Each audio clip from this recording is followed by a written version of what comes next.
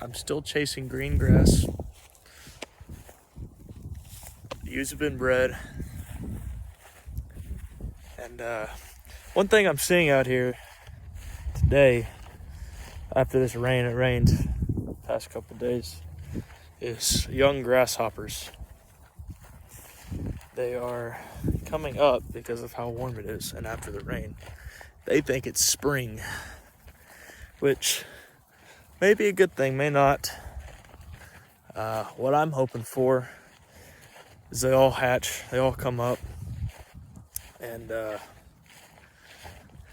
they all come out of the ground and freeze and die.